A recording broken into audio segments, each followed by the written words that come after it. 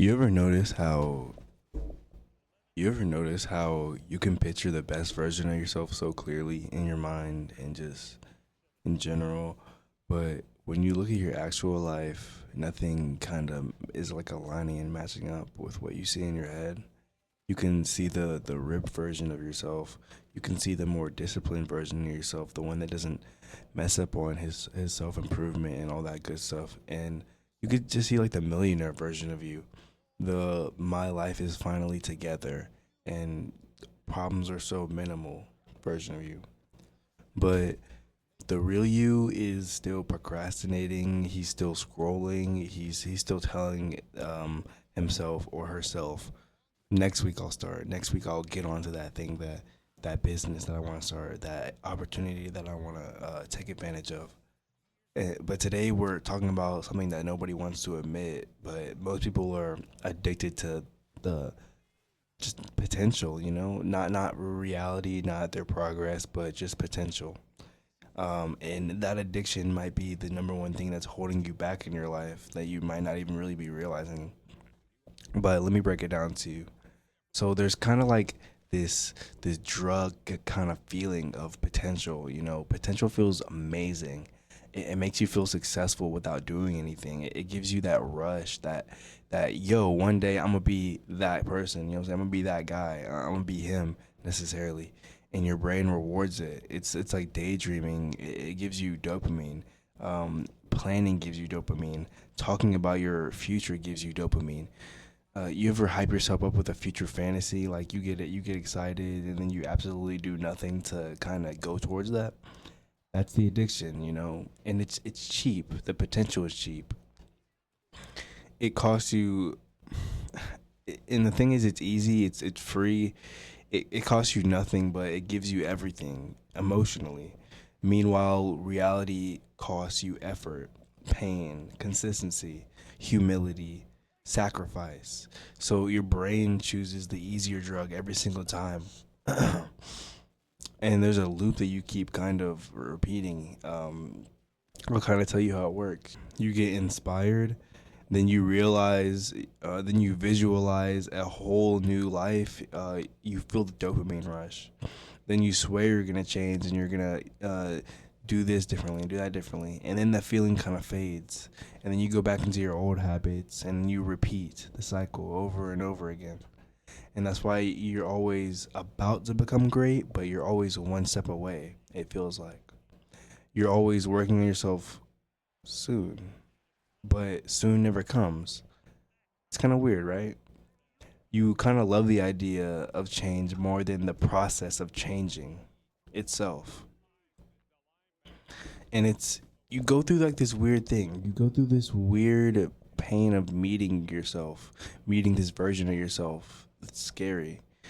One of the scariest things you'll ever do is look in the mirror and admit I'm not who I pretend to be in my head. And that's very painful, it's ego shattering. Because if you're honest with yourself, the version of you that exists in your imagination is much more disciplined, it's much more confident, much more focused, much more successful.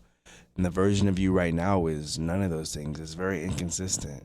But the plot twist is you don't lack the motivation to get to that point, but you just lack the proof. And maybe you've done things that are getting you there, but that's just the rapport building up over and over again. You need more proof. You don't believe in yourself because you haven't done anything consistently enough to trust yourself. Self belief is built on the receipts and not the fantasies that comes with it. So why does your brain love staying stuck in this loop, this continuation? Your brain loves the homeostasis. It loves staying exactly how you are because it doesn't think anything's wrong with you, and nothing is wrong with you, but you know deeply and deep down that there's another level that you can reach, and you're holding yourself back from it. Change is the threat, though. Improvement is the pressure that's coming with it, and growth is very uncomfortable with all of that. So when you're starting to try to level up, your brain doesn't cheer you on, but it panics. It's like, oh, what if we fail? What if we embarrass ourselves? What if we're not as good as we think we are? let's just chill here for a little bit where it's kind of familiar and where we know where the grass is green. And potential becomes the perfect hiding place for you. You can convince yourself that you're capable of greatness while avoiding every single risk required to achieve it. And it's the safest prison that you'll ever live in. But you might wonder, how do you break this addiction? How do you get past this?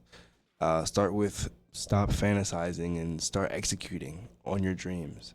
Your future self doesn't exist. It's not a person. Your current actions are what truly exists. If the future you isn't backed by daily proof, then it's fiction. It's non-existent. Next, you want to shrink the gap. So don't try to become 100% better, but try to become 1% better today. Try to become 2% better today. Your brain doesn't fight tiny challenges. Just take things on as a lighter load and it'll be a lot easier to get on through your days. You're going to also want to destroy the identity of potential. Stop saying that I could be great and start saying that I'm building the person I said would become great. I'm building the person I said I'd become. And then track your actual progress. Your brain's going to need receipts. Every single day you stack a win, your identity shifts and you become different. A workout, a chapter, a read of a book, a video posted, a business task done. Proof is just going to show you the potential that you can actually achieve, and it's a lot better. So build a rapport, build something that you can actually look at. Build the version of you that actually exists.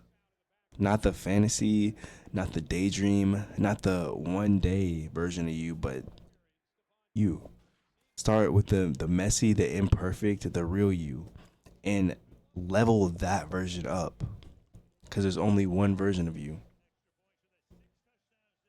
But I'll leave this off by saying potential is very dangerous, but it's also very beautiful. You can spend years admiring your potential and never touch any of it.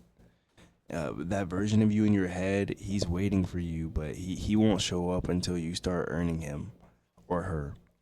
So stop failing in love, or stop falling in love with the idea of yourself and start building the real version of yourself, because potential doesn't change your life, but simply the action behind it does.